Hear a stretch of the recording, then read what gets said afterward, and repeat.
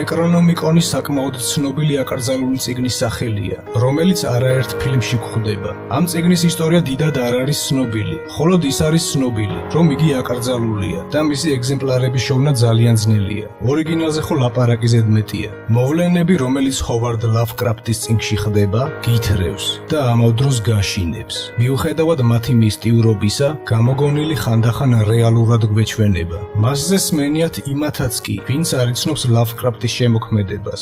უამრავმა მისტიურმა ისტორიამ დამარხეს სიმართლე იმის შესახებ, რომ ნეკრონომიკონი არ არსებობდა.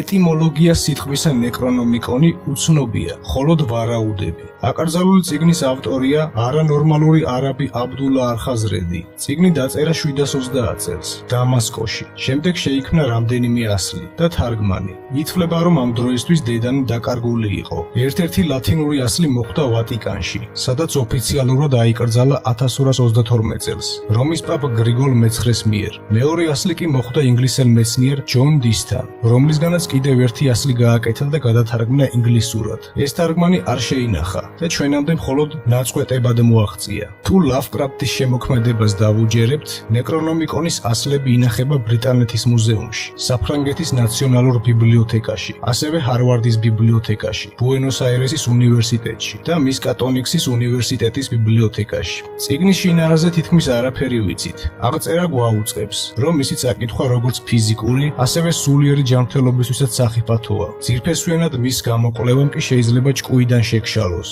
აკრძალული წიგნის გვერდებზე დაწერილია ყველანაირი რიტუალი თუ შელოცვა, ასევე დემონების აღწერა. გასაკვირი არაა, რომ ნეკრონომიკონმა დიდი რეზონანსი გამოიწვია კულტურაში. ის ნახსენებია სხვა ავტორების წიგნებში, ფილმებსა და სიმღერებში. შეიქმნა რამდენიმე მისტიფიკაცია, რომელიც აქამდე ითვლება ნეკრონომიკონად. ჰოვარდ ლავკრაფტი არ მალავდა, რომ წიგნი გამოგონებული იყო. მისი ასეთი პოპულარობა მეტყველებს იმაზე, რომ ის თავის საქმის დიდი ოსტატი იყო, რისი წყალობითაც ყველაზე დაუჯერებელი ფაქტებიც კი რეალურად გვეჩვენება. პოეტის და ჯადოქრის აბდულ ალ-ჰაზრედის ზუსტი ბიოგრაფიის მოძიება დღეს ალბათ შეუძლებელიც კია, თუმცა არსებობს უამრავი ალტერნატიული გადმოცემა და ლეგენდა მის შესახებ, მათ შორის ლავკრაფტის და ტაისონის.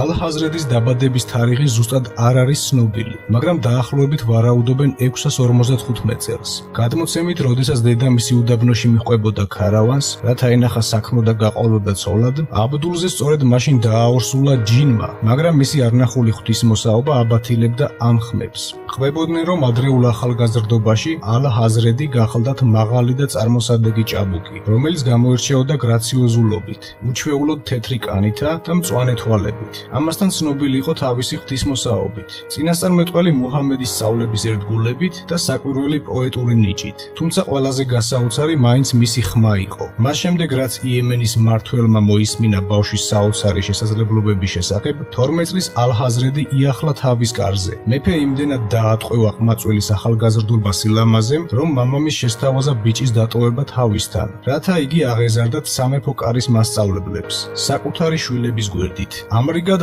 ალ-ჰაზრედი აღიზარდა სამეფო კარზე, როგორც პრინცი და მეფემაც საკუთარი შვილივით შეიყვარა. როდესაც ალ-ჰაზრედს 18 წელი შეუსრულდა, მას შეუყვარდა ერთ-ერთი მეფის ქალიშვილთაგანი. ალ-ჰაზრედი დაუახლოვდა გოგონას და ცოტა ხანში ამ უკანასკნელმა ბავშვიც გაუჩინა. მალე მეფემ მათი ურთიერთობების შესახებ შეიტყო. მეტად განრისხდა და აღშფოთებულმა ბრძანად დაეხრჩოთ ახარშობილი, ხოლო პოეტი ალ-ჰაზრედი ღალატისთვის დასჯილი იქნა დასახიჩრებით. ის დაასაჭურისეს, მოაჭრეს ცხვირი, ყურები და ლოყების შრამები დაუსერეს. 18 წლის ჭაბუკი აიძულეს ეცქირა, თუ როგორ იწვებოდა კოცონზე მისი და პრინცესას უკანონო კავშირის ნაყოფი და ეჭამა ბავშვის უკვე დამწვარი გვამი, მაგრამ მეფე ამას არ დასჯერდა. დაიქირავა უდაბნოელი მომთაბარენი, რომელთაც იგი უნდა წაიყვანათ შორეულ აღმოსავლეთში, რუბ ალ-ხალის მხარეს. იქ კი უწყლობით სიკვდილი ელოდა. დიდი ხანი იხეტიალა ალ-ჰაზრედმა უდაბნოში. ამ დროის განმავლობაში მისი თანამგზავრები დღისით მორიელები და ქორები, ხოლო ღამით დემონები იყვნენ. ისინი ხომ მხოლოდ მსგავს უდაბნოებსა და ხრიოკ უდაბურ ადგილებში ბინადრობენ. ღამის წვდიათში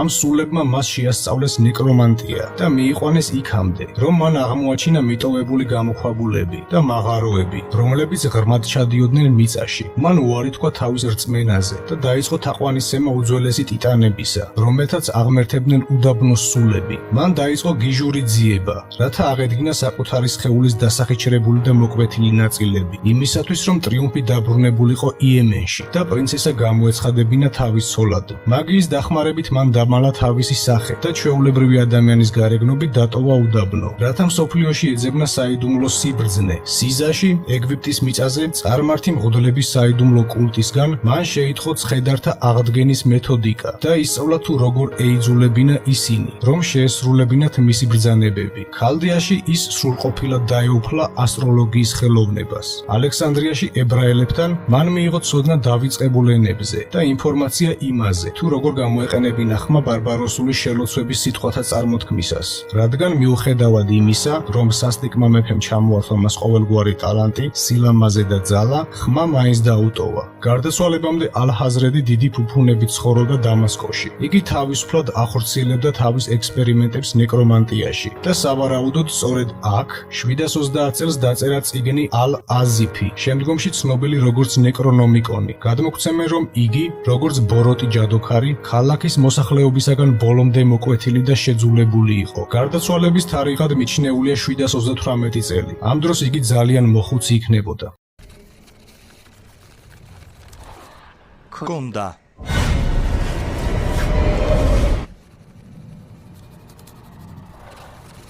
Astrata. Montose.